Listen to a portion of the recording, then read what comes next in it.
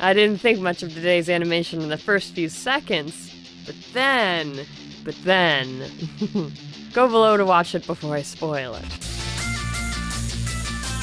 Oh man, just wait till you see how deep the rabbit hole goes here. So let's start with how Guy Collins animated Kaizo Trap in the old 2007 Adobe Flash CS3. At first glance, it looks like the characters are puppets, but in reality there's way too much complexity in their movements for them to be puppets. Look at how many perspectives this right arm is moving through. So most of the characters are hand-drawn, one image at a time. Even when you get into the game part, each of these movements is a looping cycle of hand-drawn frames. By that I mean the hair isn't one image posed differently, and this arm isn't one image posed differently. Guy Collins actually redraws the hair and the arm each time they move. The result looks much more natural than a pure puppet, which would be a lot more stiff looking, especially with something like hair. A single puppet piece would just look awful. Not to mention that there are tons of non-repeated movements in here, but you only see them for a split second. I actually didn't realize how brutal these deaths were until I slowed them down for you. And that's just the characters. Meanwhile, there are tons of assets flying around, literally enough stuff to make a real game out of. Monsters, weapons, traps, effects, stage settings, each of which has foreground environments and background environments. They all have a pixelated look to them. In the old Flash CS3, you used to be able to download pixel tools to make pixel art like this. These days, animators either export the final animation and apply special effects, or if they're doing it in Flash, they dump a grid into the Flash canvas and use a paint bucket to draw, which is just not very efficient. There's gotta be a better way to do it, but I've never really done pixel animations in Flash. The corrupted assets as Kaizo Trap nears its end are awesome. Blocks with cut-up repetitions of the same asset float around. These blocks change which character is displayed every few frames, or they change the position of the repeated art. And as you get further down, the backgrounds start to flicker between places with blocks missing from them.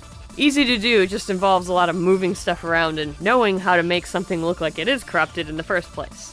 But what impresses me about Kaizo Trap is not even the animation, it's the choreography. The sheer amount of experience you'd need to have in 2D platform games to make this up is overwhelming. I mean, what would you have to do to know how to make something look so intense? What could possibly... Oh god. Is he actually playing this? A Kaizo game like Kaizo Mario World is hacked to make the levels just barely possible. The only way to win is through massive amounts of trial and error, memorization, and muscle memory. Kinda like Undertale, but, you know, worse. A Kaizo Trap is when you think you're safe, but then the game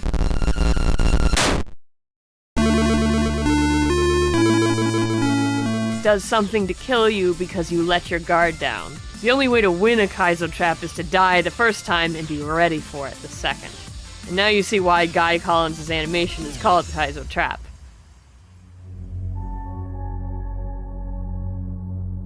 And this is where things get really interesting, because Kaizo Trap isn't just an animation. It's a maddening Kaizo puzzle game. And a 0 means you haven't finished the game yet.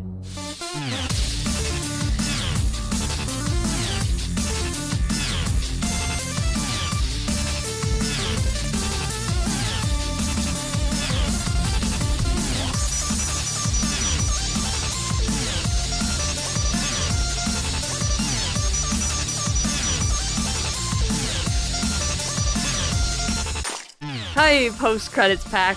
Check the description for a link to all of the Kaizo Trap endings if you don't want to solve the puzzles yourself. They kind of do require you to know a little bit of coding to at least recognize what to do. If you get stuck at any point, there are people in the comments with hints and who typed up all of the hex codes, so you don't have to. Have fun!